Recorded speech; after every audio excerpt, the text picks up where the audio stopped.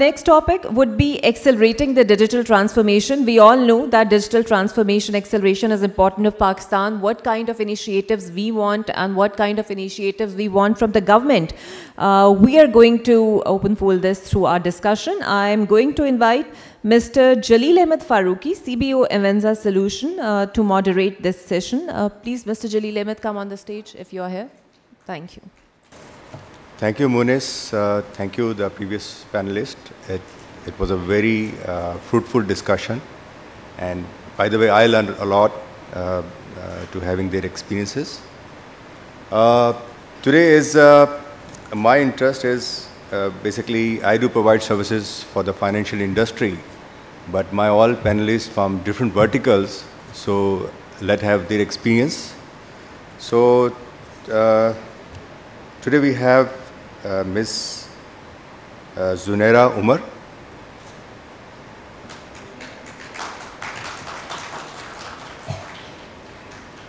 Mr. Hafiz Shah.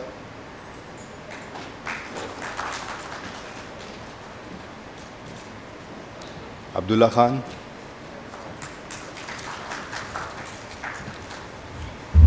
And Ms. Nausheen Ashraf.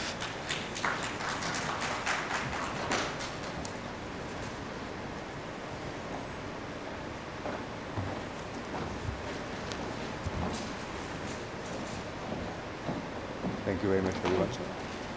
Before starting this session, I would like to have your brief introduction about you and your organization, so we can well connect it and can continue this discussion in a way forward. Thank you so much. I'm honored to be a part of this panel. So my name is Zunaira Umar. I am the CEO of the Square Peg. It's Pakistan's first B2B digital marketing agency that's women-led, and we focus on SaaS marketing. Other than that, women empowerment is something that is quite close to my heart because obviously I'm a woman and most of our team members are also women. So I would really want to speak about digital transformation from that perspective. Thank you. Thank you very much. Assalamu alaikum. My name is Hafizul Hassan Shah. I am CIO at Sapphire Mills. Sapphire is basically a vertically integrated textile group, one of the largest producer of textile and exporters.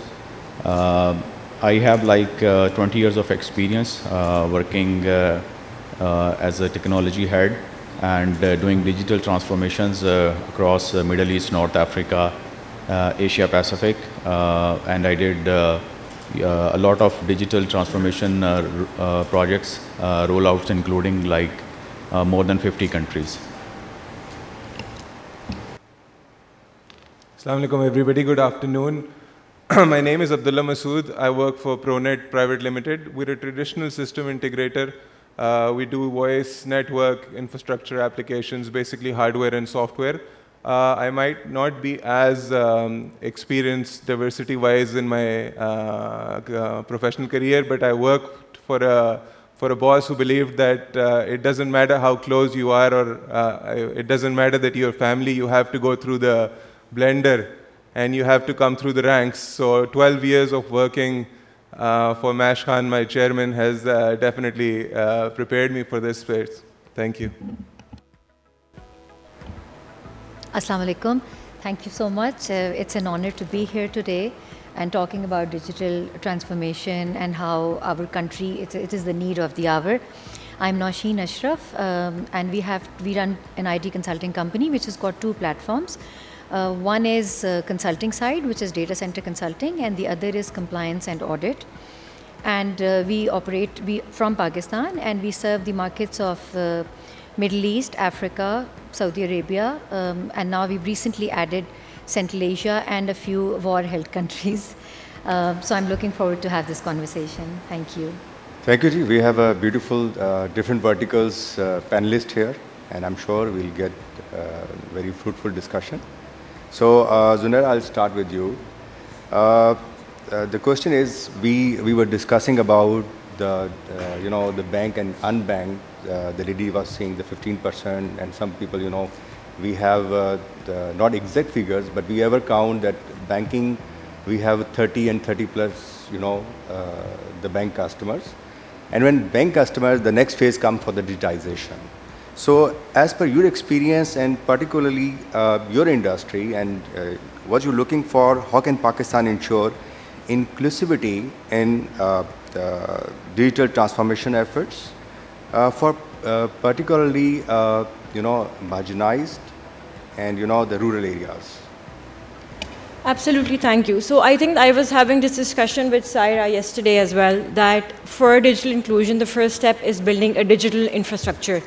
For rural areas, the fact, as our previous panel members pointed out as well, that they don't have access to internet, they don't have access to digital devices, that is one of the main concerning points. So when we talk about digital transformation specifically for marginalized rural areas, so I think that the first step that needs to be done is to develop a digital infrastructure. Once that is set up, then digital literacy would be the next step. Now, I have done quite a lot of research and my own personal experience. I can tell you for a fact that there are lots of things are already being done. Our ecosystem is quite nascent. There are multiple organizations, civil organizations, private organizations, government organizations, NGOs that are providing digital training, skills trainings, aiming to improve the digital literacy. But the issue again is the same as with financial inclusion, is that there is no collaboration. Everybody is working in silos. They are providing the same trainings with the same instructors because there are a few set instructors for each, like for design thinking, design modeling. So I think those are a few issues that need to be addressed. So in my mind, the first basic after digital infrastructure is to create or develop a digital literacy syllabus or curriculum of sorts which takes feedback from the stakeholders itself. So women or marginalized communities, they should have an input into what their learning goals are and what are the kind of training skills that they require so that an individualist path is built for each and every one of them. So I think that's quite essential. Thank you. You very well pointed out, and we have to take care of our syllabus system, our institutions, where these volume comes out and they can address and help out to the industry to become the digitized. Hafiz Shah Saab, when we talk about digital inclusion, the first element always comes the cyber security. And could you elaborate that in cyber security, Pakistan, what kind of challenges facing for the digital transformation and how they can be addressed? Yeah, thank you. So, so when we talk about digital Pakistan, when we have a vision of making everything digitized, we are talking about at government level, we are talking even different organizations. I think digitalization or digitization is no more a buzzword. It has become a reality. I think nobody can survive in this world now without being digitized, right? So the point is that when you go for digitalization, there is a built-in threat of a cyber security, and we are looking around having so many cases nowadays, even globally and even in Pakistan, that there is always a case of like someone try to get into the network of some company, reside in a server, observe the the traffic, so to just to get to know that which server or which path is more having more traffic, to understand the importance of that the server. And then any day you log into your server and you just see a notepad file showing you please contact on this email, and from there the story begins. So I believe awareness is the key. So it is very important that when you are going to digitalize any process, you are going to digitalize any like for example financial we are talking about, it is one of the very fast pace I think in digitalization, and we have the last whole session was about that. And I think why I'm talking about the awareness, because people, they need to understand when they are using even any fintech application or banking application, right? So what are the protocols that they need to follow? I mean, banks are doing some awareness campaigns that, for example, I think the banks is they're having the very sensitive business. yeah, They deals with the money, so even they have the huge manpower force who take care of the security part. But I believe in other part of industry, the CIO is responsible for the security element. Am I right? that's true. You know, we are all the time sitting on a bomb, right? So, because why I'm saying this, because, you know, we are talking about operational technology, we are talking about Internet of Things. Now people are more aware that they need to, you know, integrate data. When you need to integrate data, you are opening up basically your space, right? You are exposing yourself to the people out of your network sometimes. It's not only that the two applications are communicating, it is sometimes you are giving access to your network to some external vendor who is giving you support on that platform or application, right? True. So much is happening. Yes. And it is very difficult sometimes to, you know, having control of it, because sometimes the business severity or the importance or the priority is so much that you have to do a lot of projects, you know, in days, right? Yeah. So yes, it is very much challenging. But obviously, I think one of the challenges as a CIO, if I will tell you, is building the cybersecurity infrastructure. So when you talk about securing your network, securing your applications, that means you need not only some firewalls or some SIEM solution or, you know, some softwares to have to give you the protection. You also need the manpower. You need skills. You need human resource, right? You need to build a team that can take care of, you know, all the information security and cybersecurity. They can tackle with those threats. So I think a lot of investment is required in that part as well. Right. And at Pakistan level, I would say that definitely there should be some regulation as well, right? There is, we do have, but I think maybe we need to improve it, right? There should be a framework that the people need to, you know, operate within that framework, like so many fintechs.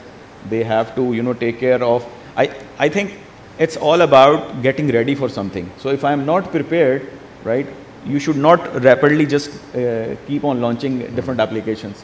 I think it's good that you train and make people aware of, you know, the threats. Like I said, I definitely, there is no point, and the regulatory, I think this is the way and the area which is by the Pakistan government, they have to focus, because we have regulation in certain areas like banking. We have very strong regulation, and the GSMA was one of the part, but the PTA is for the telecom side, there's a regulator. But the other rest of areas, we need to work on that. Yeah, this is the gap is, yeah, maybe there is a small, you know, the chunk of regulators doing work, but we need to excel in this area. That's right. So, Abdullah, very interesting question with you. So, by the way, this is all given by the organizer. So, how can Pakistan foster a culture of digital entrepreneurship to spur innovation and economic growth? Thank you, So, by Jalil the way, Sahab. you playing a role, and you dealing with all verticals of industry. You must be in the textile, you must be some NGOs, and you also working for the banking industry. So Right. you have the vast experience. Kindly share with us. Thank you, Jalil Sahab. There are a lot of areas that the industry can work on, Pakistan as a country can work on. I'd like to talk about 3 or 4 that our previous panel has also touched on it, Zunair also touched on it. The basic where we start is investing on digital infrastructure. Whenever a startup founder walks into a room to get funding, we always boast about how mobile phones, access to mobile phones is high in the region. However, what we have to work on is providing the basic infrastructure to enable that.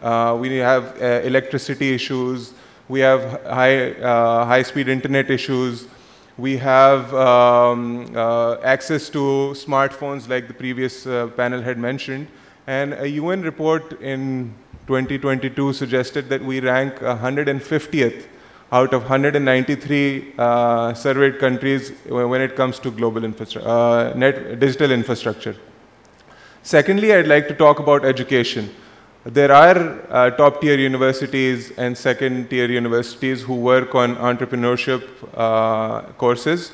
However, this needs to be incorporated into a student's life cycle much earlier than at the university stage, preferably during the college. If you talk to a student these days, when you ask them what do you want to be, especially in our country, there are only 3 or 4 verticals that they want to be: engineers, doctors, bankers. Some say they want to go to the armed forces. Nobody's actually taught to be an entrepreneur. That's something that the state has to work. As a country, we have to work on embedding this into people, that being a businessman or a businesswoman is something that you can choose as a career. Not everybody has access to business families. I think the only people who get exposure at a young age to entrepreneurship are people who are part of business families, and there are not many of them going around. Thirdly, I think access to VCs, fundings, grants, there are a lot of avenues out there. However, they're only accessible to a certain subset. We were talking about inclusivity and the urban divide, the urban-rural divide that there exists. We all know that these fundings and these grants are only available to a certain subset. If we want to enhance the entrepreneurship and digital footprint in the country, we have to make these available throughout the country. Another one that I feel that the government needs to work on is the enablement on e-commerce and digital platform, digital payments. Yes, there is work being done on there, but the UN characterizes least developed countries. There is a list on a UN survey that says least developed countries have 6% access to online shopping, and the developed countries have 62%. I'm sure we might not be at 6%, but we're a lot closer to 6% than we are to 60%. So we need to work on that. The government needs to create awareness campaigns. They need to create incentives for the entrepreneurs who get in this line of business. We need to work on creating ease of business. World Bank states that we rank 108th when it comes to doing ease of business. Us as an established organization struggle with doing business these days with all the regulations and hurdles that come through it. However, and then if a new entrepreneur steps into the market, you can imagine how difficult it is for him. Yeah. So these are some of the areas that we as a country should work on to enable entrepreneurship and foster an environment that is conducive to becoming entrepreneurs and enable digital payment. Thank you, Abdullah. It's very valid points. And I believe if, the private sector and the government sector and the regulators, if we work together, we can do the miracles. Because yes, I'd just like to highlight one more thing. We can always bash the government for the things that they don't do. However, I think the RAST platform that they've developed is a commendable effort, and we need to accept that. We need to give them their congratulations. That is something that will enable entrepreneurs in the coming times and normal consumers as well for the ease of doing business. Yeah, Ras, thank you very much. It's very close to my heart because my organization is one of the players who is providing services for the RAS, and we are the major player in the industry, and we're serving the banking industry and the, for the RAS services. And then the gentleman was talking in the previous, the eKYC issue, and that is, the things are in place, but, we have required some enabler support. Yes. And the eKYC, I can share with the people that first ever Pakistan eKYC is being awarded to Avanza. And by the way, this is with the consortium of all 40 banks And this is initiated by Pakistan Banking Association and the State Bank. So this is the the news. Nausheen, by the way, your job is very tough, and the reason being you people deal directly with the data center services. Your primary work is the data center services, and I believe in that there is a lot of the compliances work is required to be done, and after that, if somebody wants the tier 3 or tier 4 kind of data center, this as a you being hired as a consultant and you providing services on behalf of international bodies. So I would like to have your views in that. What regulatory reforms are needed to create a conducive environment for digital innovation and entrepreneurship in Pakistan?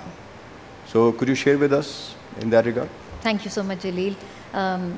As I initially said, that it's an honor to be here and to be a part of this conversation, because Pakistan as a country is going through transformation. And I have to say, I have to begin on a positive note that with all our economic, political, and other challenges that we have, geographical challenges and having difficult neighboring countries, Pakistan as a country has come very, very far. And I think we've done a pretty good job, especially with banking. Now, when it comes to having reforms from the government, I cannot emphasize more that it has to be a top-down approach, because if even as a household or as an organization, if you're going through a transition and you want to make certain changes in a small organization or a large organization, the management first has to understand the problem statement. Yeah. In my opinion, the government of Pakistan has already addressed the problem, and they know the problem statement that we are an extremely heavily cash dependent country. Mm-hmm. I will just share a little use case with you, and most of you might already know it, but it's always a good, I would say, reminder. Mm-hmm. So in 2022 December, I happened to be in Kenya. I took my kids for safari, and we had to go to Masai Mara, but we ended up spending some time in Nairobi. I met this extremely progressive woman who was the CEO for InterSwitch. There's this company called InterSwitch. Mm-hmm. So we were just having a general conversation about how Kenya has come so far, and I was quite surprised when I landed there for the first time, when I saw these big buildings where there was a big office of Oracle, PwC, etc., and I realized that they're far ahead. As much as sitting here in Pakistan, we feel that Africa has always been a poor country, and I remember being raised in a family where we will have examples that, in Africa, children are starved, and if we have more food, perhaps they would have food, which was not true. Although I wanted, on a lighter note, I really wanted to go and ask those children that, when my mother fed me more food, did it do any good to you? Nonetheless, so that lady, Romana, I happened to discuss with her that, By the way, Romana is, from father's side, she's Pakistani. You know that? Yes. Yeah. Yes, I do. But I think she recognizes herself as more of a Kenyan woman now. Yeah. Maybe for her own reasons. Nonetheless, so she told me, she gave me a very interesting insight of their economy. And while we were discussing M-Pesa, because she said that Yale and other universities, Ivy Leagues, come to Kenya just to learn about M-Pesa. So what is the success story of M-Pesa? So in 2022 December, the rough figure of their population was around 45 million. And I said, so how many users use M-Pesa? Because every single person I met in Kenya was using M-Pesa. And she said, we have around a 31 million population which uses M-Pesa. And all of a sudden, my intelligence just left the room. And I said, so who are those people, poor people who don't use it? And she said, those are children. So I think that is a great case study for us to learn. If you look at the numbers of JazzCash and EasyPesa, we are not even close. Having said that, I think we are already there, where we realize that unless and until we remove the insecurities from our population, that if they use cash, they will be spared from taxation. This fear, the day government is successful doing that, we will probably have a lot more digital transformation in our country. I feel that is the major hindrance. So now the second question comes that why is fintech so interrelated with digital transformation? Because, so in my, as much as it sounds very harsh, if I have to give one advice to the government, I would tell them to just completely remove 1,000 and 5,000 rupee currency note from the country.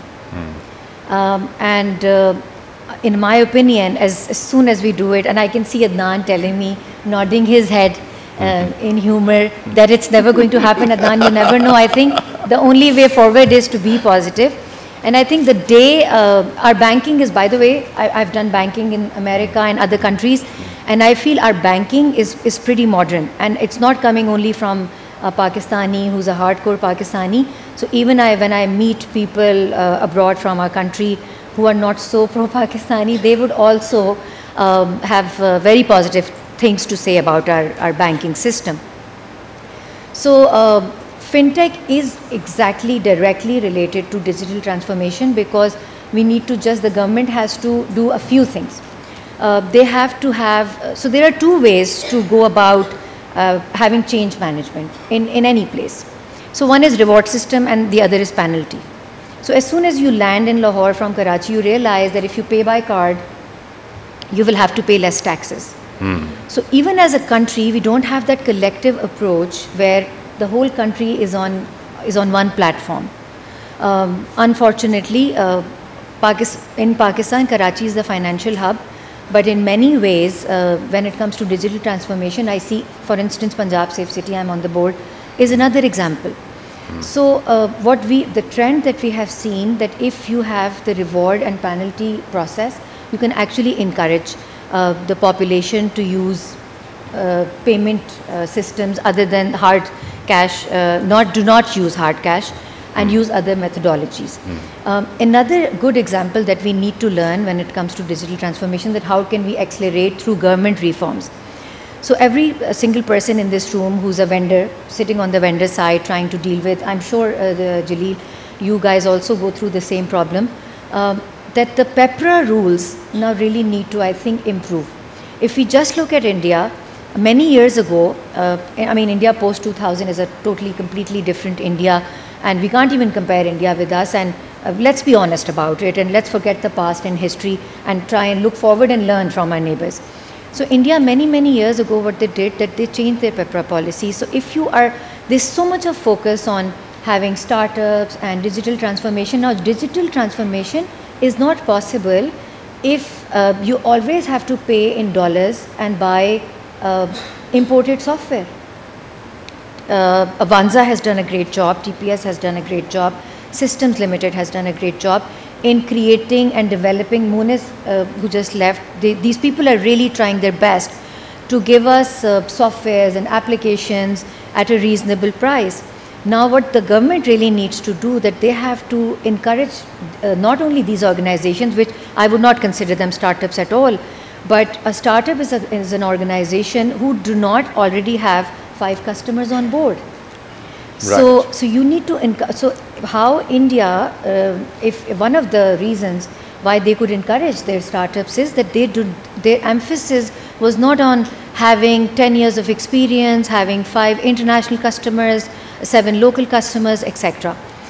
If we improve the, I will conclude my Please continue, please continue. If the organizer doesn't have any issue, then I don't have any problem. Yeah. So when it comes to, in my humble opinion, another very large hindrance for us to reach that level where we are completely digitally transformed is that our ethical and moral fabrication also has to improve. Correct. Because a lot of people feel that as soon as their transaction is documented, they will come under the zone of taxation, everybody will know how much wealth do they have, and there are a lot of transactions that can take place without being noticed, it will not be possible. I will also give you another very little example of Karachi. So we are trying to facilitate a group of females to have an exhibition for franchises. So this woman used, she gave me a very good example that through the new system of Expo Center now, every transaction is a digital transaction. So initially, the way people would pay advances and the fees later on, it's not the same system because everything is just documented. When it comes to Nadra, and I would like to integrate this whole scenario with our business, is that for like some of my panelists also mentioned that if you want to accelerate digital growth, you need to have high scalability, high efficiency data processing. That includes internet, electricity, power obviously is the backbone. However, what we read and go through the problems, the data centers also, it's the backbone of any organization that is going through digital transformation. So just to give you the example of Nadra, the panel before us focused, I have a little sad scenario about them that, you know, their topic was women inclusion and female inclusion into the system, but I think they focused more on a digital transformation and overall general digital inclusion. So now they gave the example of Nadra, and Nadra is definitely a great example when it comes to digital transformation. Nadra ho gaya, SECP ho gaya. Many years ago, I think 2 decades ago, they realized the need, that it was the need of the hour. However, even with Nadra, when it comes to data processing, I remember that I had to get the FRC for my own children. I will quote my own example because, you know, I think people really need to hear it from the horse's mouth. I tried applying it online and there was some glitch, and then I happened to visit Nadra. And you know, I realized that I was sitting there for 20 minutes and they said that our system is not working. Now, an organization like Nadra cannot definitely afford to have their data processing either slow or downtime at all. And likewise, I think there is no fault of Nadra, this kind of service provided by the GSMA and the other telecom sector. If the data connectivity is loose, nobody can say. I think they have to have backups, and that is why by the way, Nadra having a lot of recognition. This is a proud moment for us. I've been in Africa. 3 countries were telling me that they are under discussion to adopt Nadra's systems as an integrator in the East Africa. So this is the proud for us if our, our nation company is doing some good jobs and providing services to, the globally. So this is proud moment for, and these are the Pakistani. Absolutely. You know, absolutely. The Pakistani can do miracles and doing that. Yeah. So we need, the crux is basically we need support of the regulatory and the government bodies. Absolutely. Yeah. So done? Yes. So just on an ending note, the government already is, I think, working on a lot of policies when it comes to ease of business. And it is my personal experience that if you just go to SECP's website, I think it just takes you a few minutes, literally 15-20 minutes to register your organization. I think it's just about time that we have more stability in the government because people are apprehensive about changing the policy or making the policy.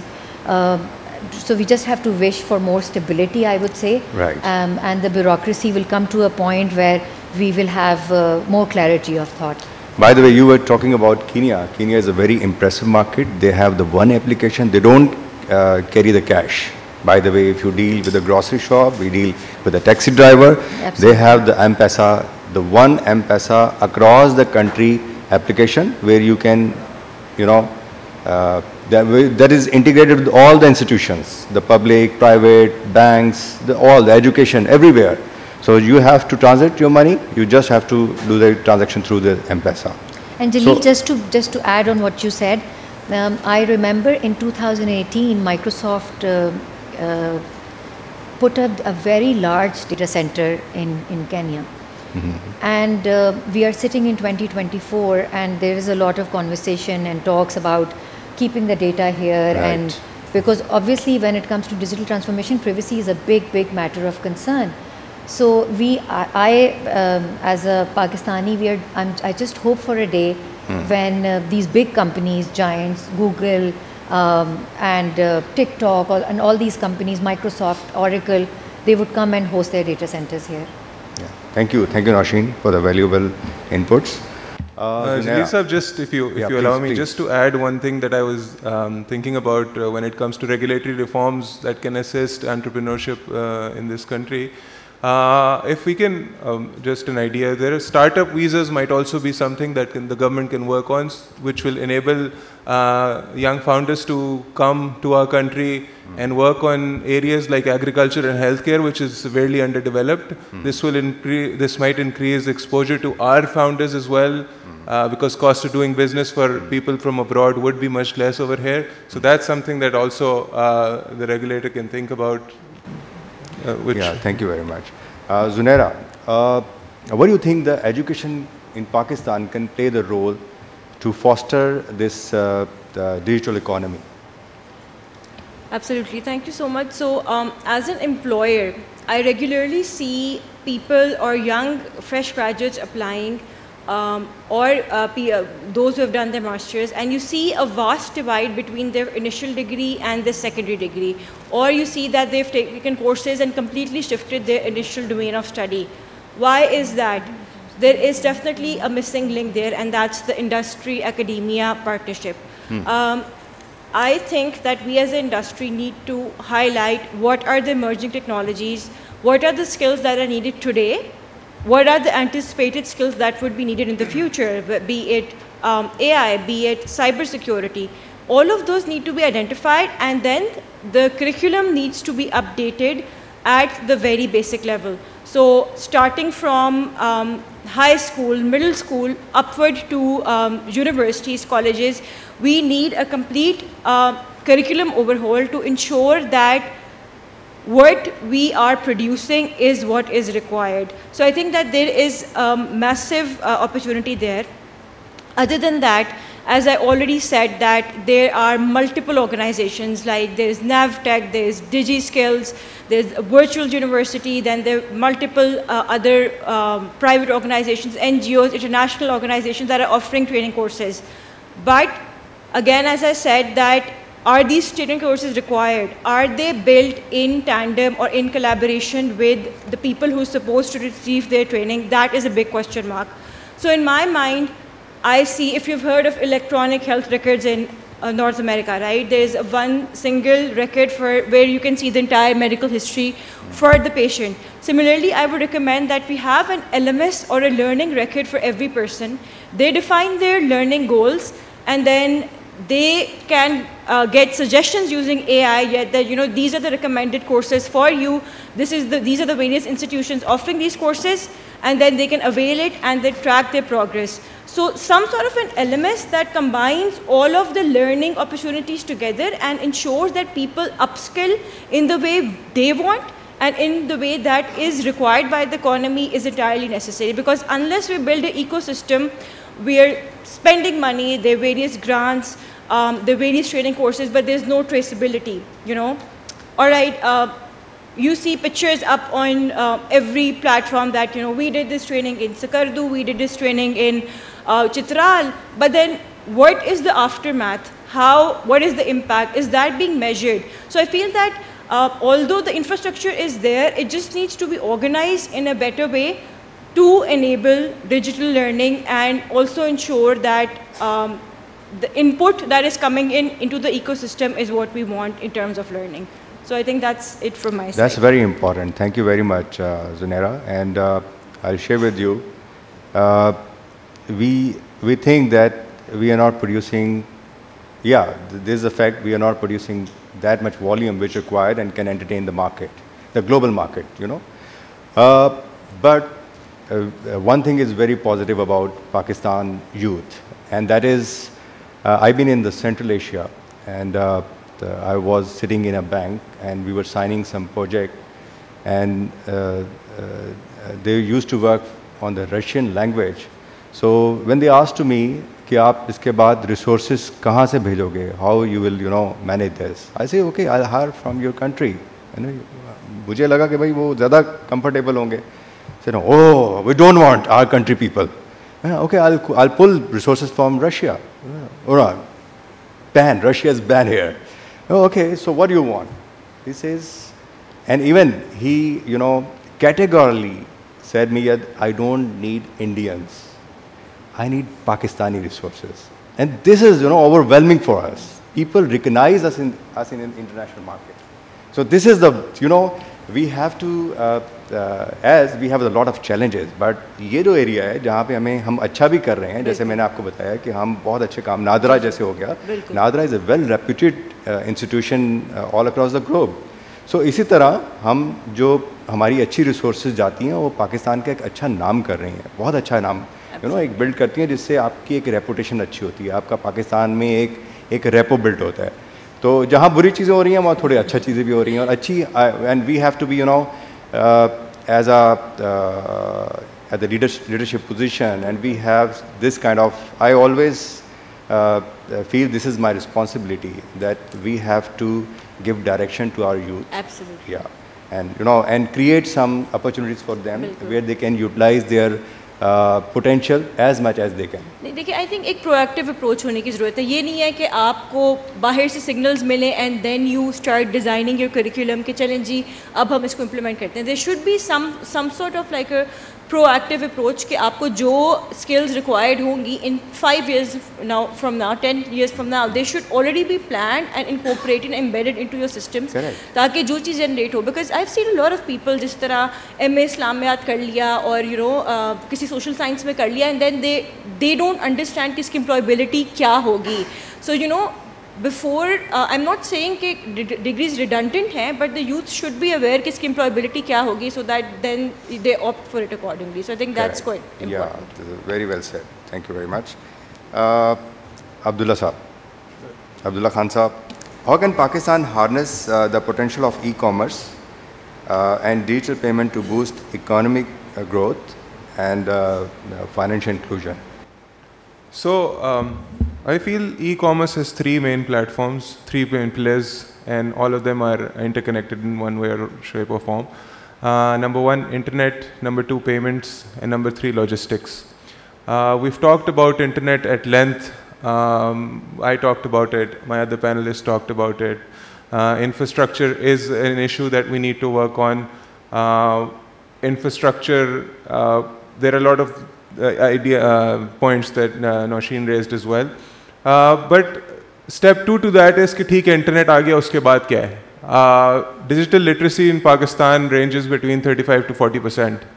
आप जब तक एक e-commerce platform को या एक individual को जो कि उस platform पे काम कर रहा है उसको literate नहीं करेंगे, you're not able to facilitate the business as you want. India में एंड लाइक नौशीन said कि कोई कॉम्प नहीं है, लेकिन अनफॉर्चुनेटली हम हमेशा उन्हीं से कंपेयर करते हैं. एक इनिशिएटिव इंट्रोड्यूस हुआ था few years back which said कि every household, at least one individual in every household will be digitally enabled to ensure that digitally the country can take off. The government needs to come up with similar plans, awareness campaigns, teach people how to do business online. Second stage, it comes to payments. Fintechs, there is a lot of work being done in the payment sector, but that too is in one shape or form is limited to the urban sector of Pakistan. Rural में उतना काम नहीं हो रहा जितना करना चाहिए और जिसकी वजह से पूरे पाकिस्तान में you can enhance that culture. Thirdly, logistics. There was a survey that I was reading yesterday, logistics के बारे में. We rank 122nd when it comes to the logistics network. And majority of the rural areas, people prefer cash on delivery rather than the digital payments. So if we don't have logistical network to ensure that the things that they order get to them in time, we will not be able to sustain or get to where we want to be. So a lot of the initiatives fall on the state, on the government. Yes, the government cannot do this on their own. Public-private partnerships need to be. We cannot blame everything on the government. We have the private sector has to be involved. Yeah, that's the conclusion of today's session. that we need the partnership between the private, government, and absolutely. The regulators. You can't just blame one section of the... Yeah, this is not a one-man show. Yes. So this required, the combined efforts. So my session is, time is over now. So we have a lot of questions, and we can speak hours and hours about this topic. So thank you very much, panelists. The floor is open if somebody wants to ask any question.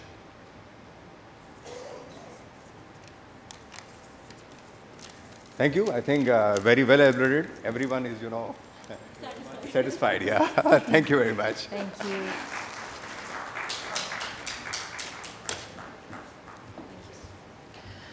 Thank you, and I hope that your insightful perspective, thoughtful analysis have greatly enriched the discussions and inspired our audience as well.